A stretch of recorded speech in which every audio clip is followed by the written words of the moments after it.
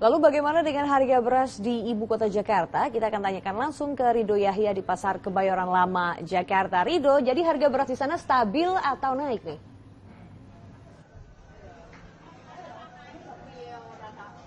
Ya, Hanum dan juga saudara, harga beberapa bahan pokok khususnya di Pasar Kebayoran Lama Jakarta Selatan ini mengalami kenaikan seperti beras, telur, dan juga minyak. Kalau kita bisa saksikan memang di sini, harga beras yang sebelumnya memang dijual dengan harga 12.000 per liter, ini mengalami kenaikan hingga 14.000.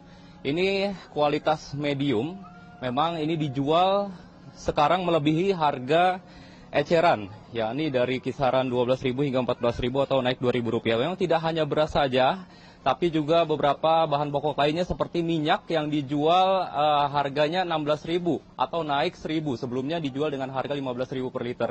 Kemudian juga ada telur, harga telur per kilogram ini naik Rp2.000 dari sebelumnya 26.000 menjadi 28.000. Yang naik signifikan ini harga kacang kedelai atau salah satu bahan dasar utama untuk pembuatan tahu dan tempe. Dari per kilonya ini sebelumnya 9.000, kini dijual Rp14.000 atau naik Rp5.000.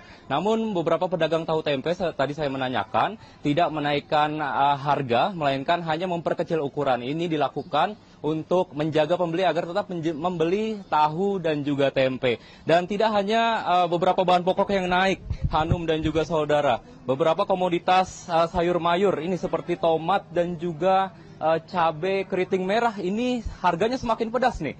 Sebelumnya pada hari kemarin pedagang mengatakan bahwa harga cabai merah keriting ini Rp60.000 per kilo. Namun hari ini naik Rp20.000 menjadi Rp80.000. Dan juga tomat ini sebelumnya harganya Rp15.000, namun saat ini harganya naik menjadi Rp25.000. Namun tidak semuanya naik, beberapa bahan pokok seperti ayam ini stabil, harganya di kisaran Rp45.000 per kilogram, dan juga bawang merah maupun bawang putih juga tidak ada kenaikan. Memang beberapa faktor penyebab kenaikan ini, ada beberapa faktor, Hanum dan juga saudara, di mana faktor pertama yakni cuaca.